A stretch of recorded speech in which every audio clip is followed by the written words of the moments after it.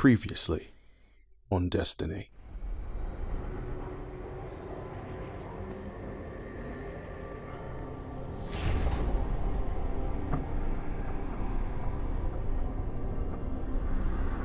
The universe makes us all victim and perpetrator. Life's infinite cruelty. You, more than any, suffer both fates. Be free.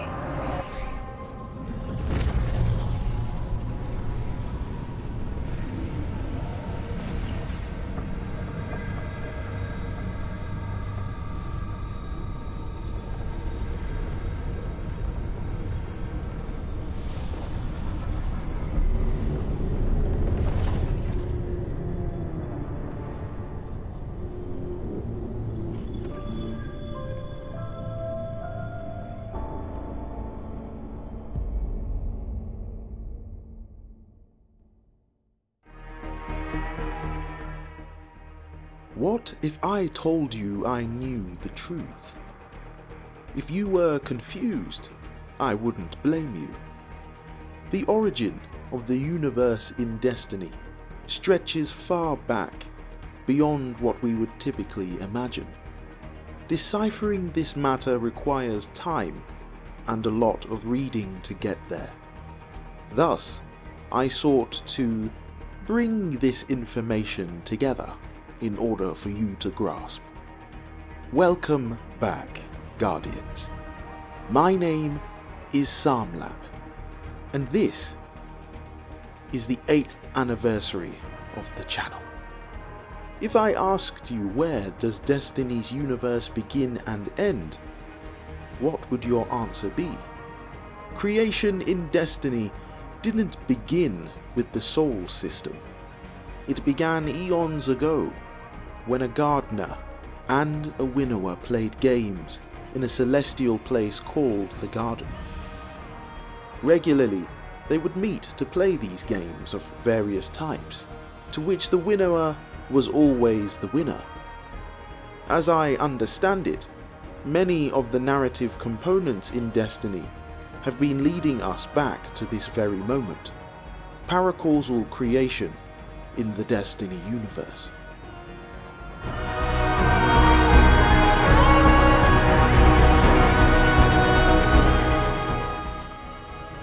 In the last cutscene from the Lightfall campaign, we see the Witness enter through what looks like a dimensional rift in space, refracting various spectrums of light, like a kaleidoscope toy. While I don't have all the answers, I do think it would be a great idea to refresh and point us in the right direction. Have a listen to this lore entry from the Book of Unveiling, titled T.O. We wrestled in the garden, in the loam of possibility, where nothing existed and everything might. A shadowed agony among the flowers. We trampled the petals beneath our feet. We stomped the fruit to pulp, and we ground the seeds into dust. In the wet pop of grapes and the smear of berries, in the perturbation of the field that was the garden, before the first tick of time and the first point of space, were the detonations that made the universe. Each universe was pregnant with its own inflationary volumes and braided with every ramifying timelines. Each volume cooling and separating into domains of post-symmetric physics, all of which were incarnations of that great and all-dictating biparate law that states only exist, lest you fail to exist. And still, we fought. We brought down the tree of silver wings and left the stump to smoke amid the meadows.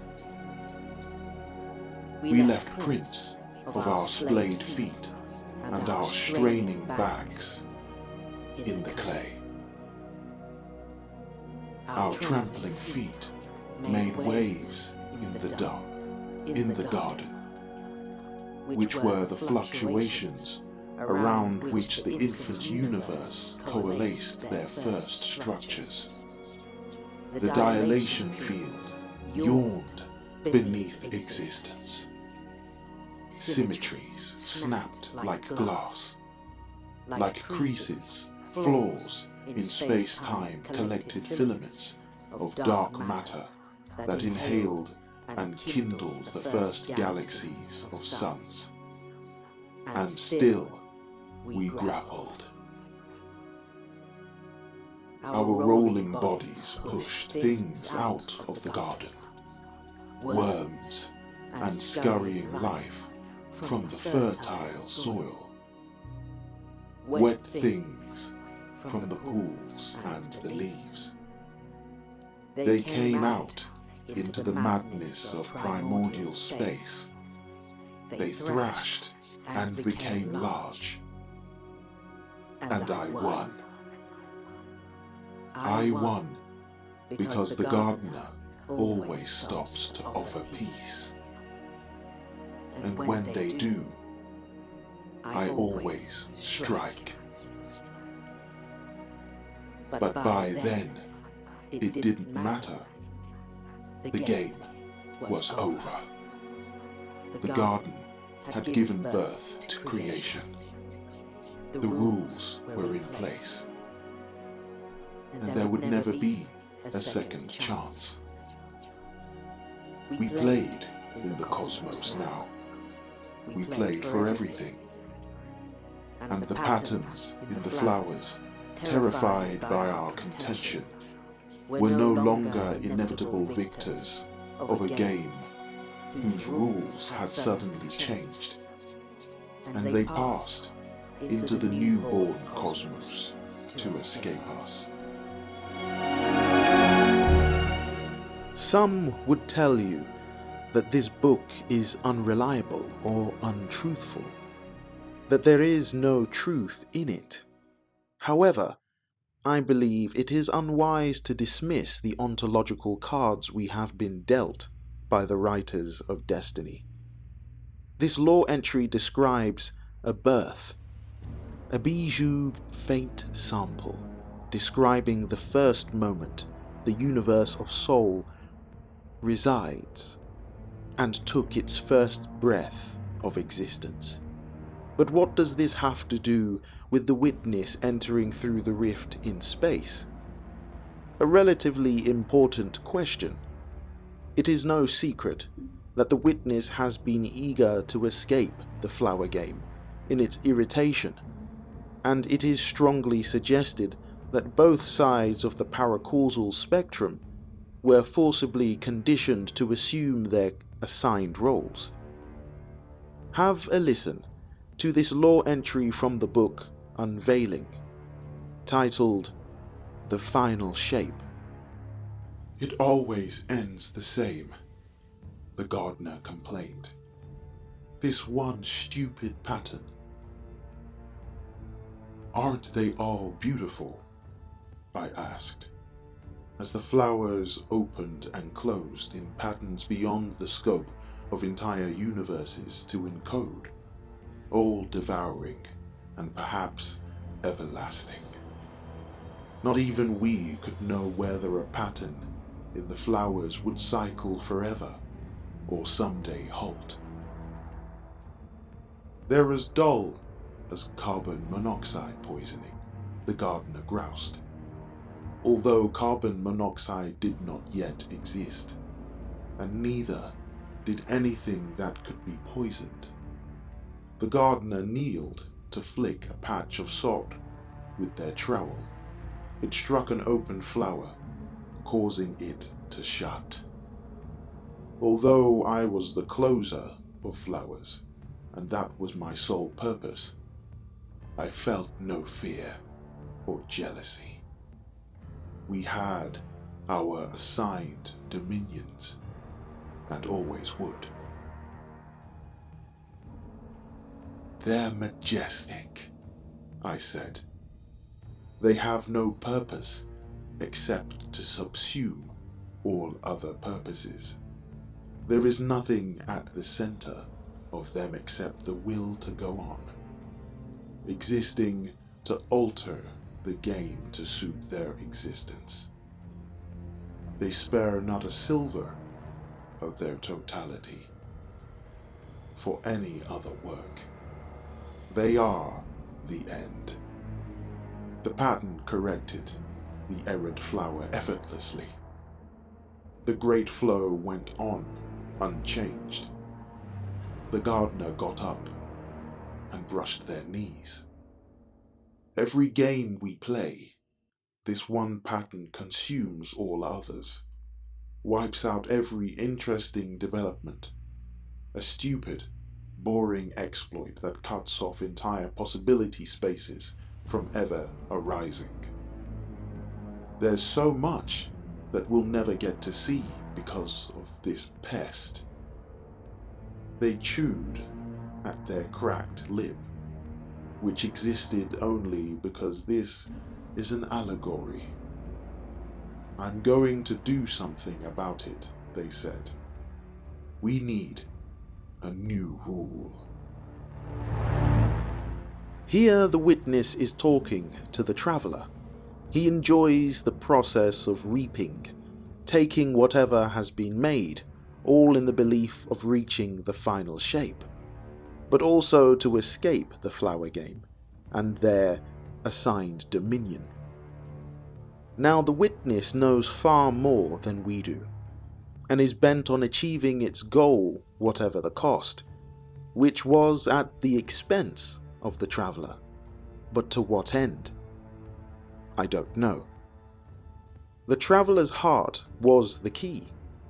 We know that the traveller is a planter of life, so it is entirely possible that the heart was a key, giving the witness the possibility to unlock a door.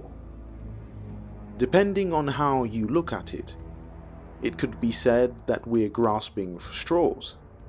But destiny lore is plastered with words, phrases, or entire books dedicated to forecasting the future of destiny, and the Book of Unveiling is part of it. But before I get carried away, let me share one final lore entry with you. Have a listen to this lore entry from Clovis Bray's logbook, titled Entry 7. We passed through the gate, myself and my team. Elizabeth insisted on coming. I could hardly call her all this way and then refuse her. We passed into a gallery of awesome light. It struck us to our knees.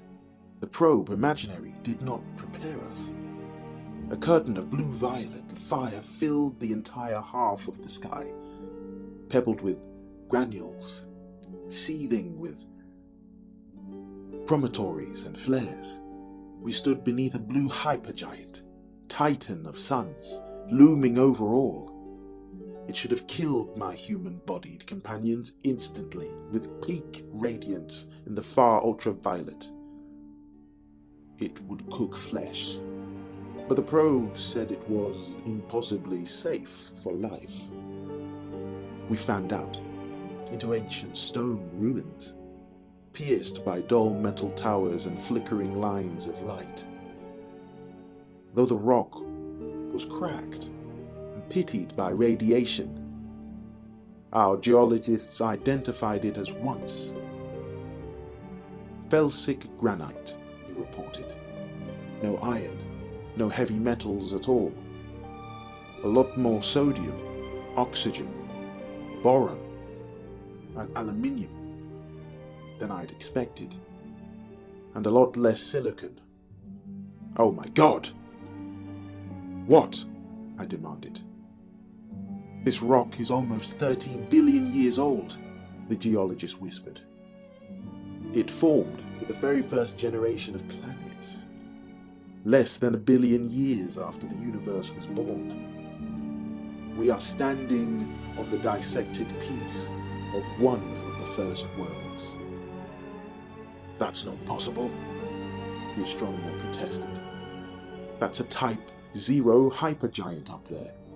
They're lucky to live 2 million years, and its metallicity is 15 sigmas above average. This is not an old star. I opened my proxy arms to the light. The gate had taken us to a miracle. This star was big enough to fill the whole system from the sun to the orbit of Neptune, bright enough to shine like the full moon, even from the distance of Alpha Centauri. Yet here I was, unblinded. Something had tampered with the star. Our physicists identified a lensing effect, magnifying the star's optical size and redshifting its radiation. It was as if the whole behemoth was but that, wrapped in some kind of skin. But that was only the beginning. Our instruments identified glints of brighter light against the sunfire. They were orbiting mirror clusters, gathering the star's radiation and focusing it back, burning wounds in the photosphere. These solar stigmata, hairy Orgoth, endless flares, geysers of energy and precious metals. Above those cutting mirrors, rings encircled the star like garrote wires. These were particle accelerators, generating blades of electromagnetic force that stabbed down into the star's skin, their photospheres, and tachocline towards the core. They're stirring it, I realized, to pull metals out of the core and send fresh hydrogen down to fuse. Is it possible? They had refueled the star. Furthermore, they were stoking it. Enormous portals dumped streams of hydrogen into the giant, replenishing its mass and fusion power. At this obscene size and brightness, this star should have gone supernova in less than 2 million years. It would take a single photon to crawl from the core to the surface. But with careful refueling, that supernova could be averted. This giant might have been here since the dawn of stellar time. Perhaps this star had begun as some metal pore, pollution, dwarf surrounded by megre, rocky planets. But the inhabitants of one of those planets had found a way to pump their sun full of hydrogen, supercharging it, pushing it to the edge of stability, all in the name of making metal. In the early universe, elements heavier than helium were unthinkably rare. So these first-born aliens built a forge, a fusion smelter for the atoms they needed. We turned upwards, hoping to locate pulsars in the sky and thereby fix our position. But the stars were blotted out by swarms of bronze disks. There were stacked seas, a shell of artificial worlds hovering on the star's radiation. Years ago, I had proposed tearing apart Mercury to form a shell like this, and here I found my ambition achieved 1,000-fold. Curious. What this star represents is the impossible made possible.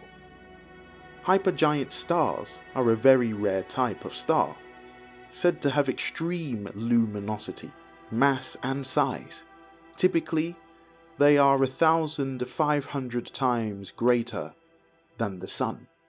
The location described in this previous entry is named 2082 Volantis, a mysterious origin point, possibly of the Vex, or a prime universe location, where everything in Destiny began. before the Sol system entered into being.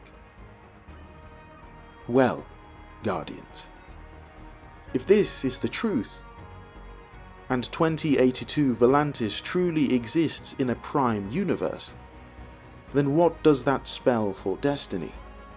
It is strange that now, of all times, the Witness would seek to create a bridge of sorts, much like the portal leading to Volantis. Does the Witness intend to reach the Origin universe and end all games? The further I dig, the more questions I have, and the less each answer makes sense. But one last point before I go. This is purely my idea. In the beginning of Lightfall campaign, we see the Traveler attack the pyramid ship. But was this really an attack? Or merely the gardener doing what it does best, planting a seed? It's no mystery that a tree of silver wings has bloomed within the ancient pyramid, albeit this happened before the Witness could attempt to take control of the Traveler. Does this mean the Traveler knew its end would arrive, and preemptively struck for a backup plan? Season of the Deep is around the corner, with just over a month until it begins, and there is absolutely no telling what it could entail. If you'd like to brush up on lore before that season rolls in, then here are my lore book suggestions. Consider the Book of Sorrow, the Book of Unveiling, and also the Book of Constellations. Take a look at some of these entries, as they will provide some relevant narrative threads to follow once the season begins. What if the final shape is the truth and not a lie? That the true source of life, love and light had existed within us all along. A turn of the final page on the eve of your true awakening, to hope dawning and your light breaking forth like the dawn. But that's all I have for you today. It's my hope that you found this video helpful and easy to understand. If you did, be sure to comment below and give this video a like. And consider subscribing, click the bell to find out when my next video goes live. And also, if you'd like to help the channel keep growing, consider buying me a coffee, because every little does help. Remember that no matter what you're facing at this moment in time, you can do all things. Stay safe and Godspeed.